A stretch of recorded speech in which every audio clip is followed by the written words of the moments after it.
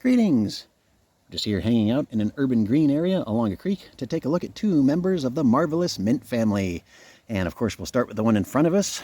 It is lemon balm.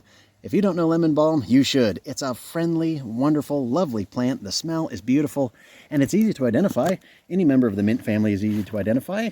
You roll that stalk or stem in between your fingers, and you'll feel a square stem in cross-section. There will be 4 ribs as you rotate it around, or if you cut it in cross-section, you'd see it's square.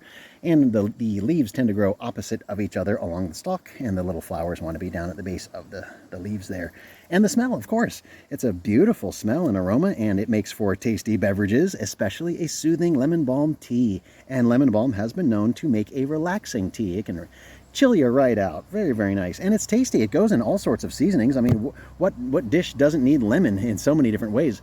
Beverages, desserts, you name it. Even savory dishes can call for lemon, and lemon balm can serve that because it has a very lemony aroma due to its essential oil, citronellol. Sounds familiar, doesn't it? Yep, that lemony smell from those bug-repelling candles is the same essential oil or terpene as you will find in lemon balm. And it attracts pollinators, of course, which is also very, very helpful. And it has been scientifically proven to do a number of wonderful things for your health. Now, besides just being a wonderful smell and having certain essential oils that may repel certain bugs, especially if you release those oils by breaking it up, that citronellol, that lemon smell will definitely repel bugs. And so you could rub this on your body to help make sort of a cheap or low cost, free bug repellent. And of course, here in camp, we've got some protecting my shoes from bugs and a little bit of foot smell. But it also has been scientifically studied to do medical things, and it's not old wives' tales. It's not, some ancient wisdom that they dug up from a dusty scroll in a jar somewhere. Nope, this is science doing the scientific method to find out what this plant can actually do. And so the essential oils, especially, and the various polyphenols and plant compounds have been found to be antiviral. They tested it against several viruses, E. coli, salmonella, staph, strep, and it did fight them. It also fought HIV. It fought herpes. It even fought SARS-CoV-2. So, goodness, this is actually kind of a potent little plant here. It doesn't just smell nice and maybe repel bugs and calm you down when you take a nice tea, but it actually can save a life with antiviral capabilities. That's really, really neat. And those various essential oils, or terpenes, as the proper term is, the essential oils, they're the essence of it. That doesn't mean that they're crucial oils in the term of the use, the word essential. It just means that is the essence of the plant. And so they are essential, though, to human health. So it's kind of a fun little play on words. But those essential oils have been tested to be antispasmodic, so they can relax muscles, anti-epileptic, stops seizures. That also can save a life. Antimicrobial, yeah, you can definitely disinfect your skin with it, or something that needs disinfecting. Some people say cold sores. I'm not sure if that's necessarily going to work for cold sores, but if it is going to kill microbes, it can help with just about any infection. Apparently, I have never used it in that way. But it also has potent antioxidants, which means that it can fight cancer. And so it's been researched for a potential cancer treatment. You're like, my goodness, it can actually fight cancer. It's anti-inflammatory. The antispasmodic effect of it helps relax muscles, which can relax muscles throughout the body, including in the bowel. And that's one of the wonderful things that another member of the mint family is well known to help with. And so it's just wonderful to think that this one little plant here, this beautiful smelling plant that grows in abundance. I mean, there's just tons of it all up and down the creek here. I've been finding it as I walked up, just all along here, all along, and just on and on and on. It's everywhere through here. And so it's just fabulous to know that this super common plant can do so many things, and it's free, and it's just so common. Nobody's going to care if you cut down this whole little stand of it here. There's a whole patch of it. You can cut down all that. Is anybody going to complain? Not a soul, because there's just so much of it.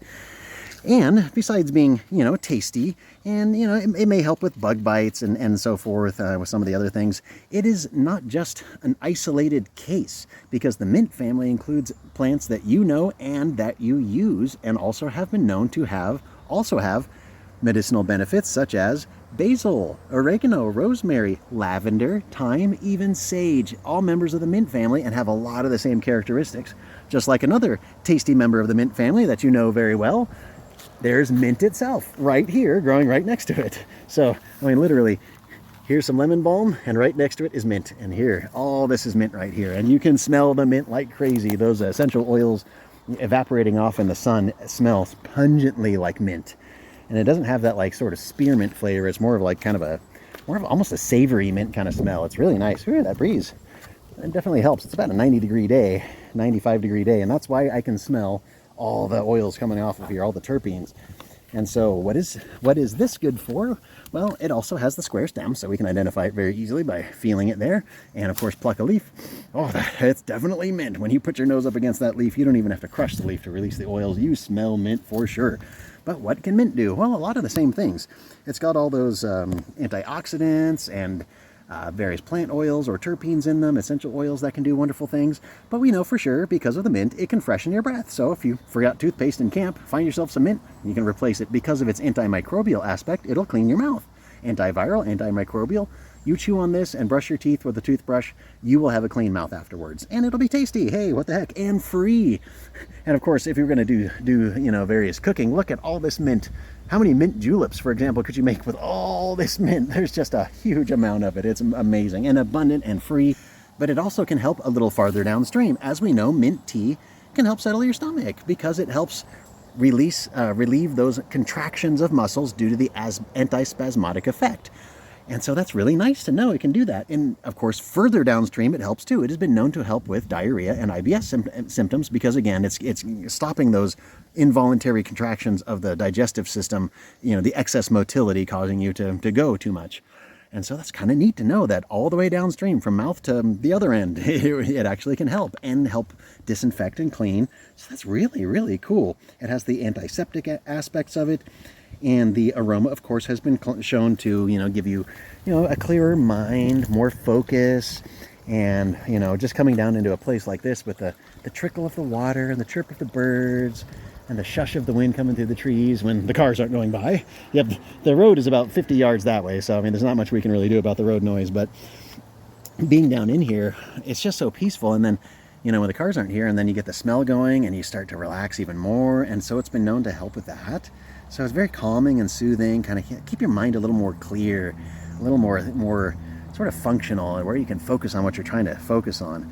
And of course, both plants do have, you know, various micronutrients such as vitamins and minerals like B vitamins, iron, manganese, things like that, maybe a little folate and A.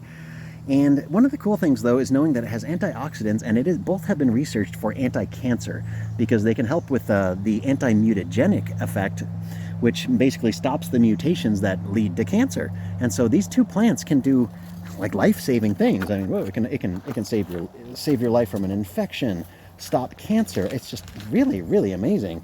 And as we know, in some cases, diarrhea in some places has absolutely claimed people's lives. And so if you can get a relief from that, you could save a life in that way too. So these are wonderful plants to know. And part of the reason of coming to an area like this is knowing that just right over here is lemon balm, right here is this, and there's more up ahead here. There's some horsetail that have medicinal benefits, and numerous other plants all up and down the creek here have medicinal benefits, and they're all free, and they're all right here in your own backyard. And that's the point. You don't have to go out into the wilderness or hike out in the, you know, far away from town, or go on a big trip to go find medicinal plants that you can forage for your own health and for your own, basically, benefit in general. Because these days, groceries cost $100 for just one bag. And so any way that you can save a buck, whether it's medicine or mouthwash or something to help with a virus that you're suffering from, that saves a buck, and that is so important these days. And so that's why it's really critical now, especially, to come out to places like this and look around for what you can actually use to save a buck and improve your health and feed yourself even. Because what do we have right here? There's some dock growing, and you can eat those leaves, and you can even collect the little seeds if you want. There's just so much growing in abundance, and all you have to do is just come out here in places like this, 50 yards off the road, and it is public land, so everybody's allowed to come out here and see what you can find, because you wouldn't believe what's just growing right in your own backyard. And I always encourage everybody to come out here and see what you can find. So I think I'm going to harvest myself a little bit of this to bring back and use for myself, maybe a little tea this afternoon or evening. Should be a nice soothing thing. So I definitely want to thank you so much for joining me for a few minutes here in this urban green area along this little creek to take a look at a few members of the marvelous mint family, lemon balm and mint itself.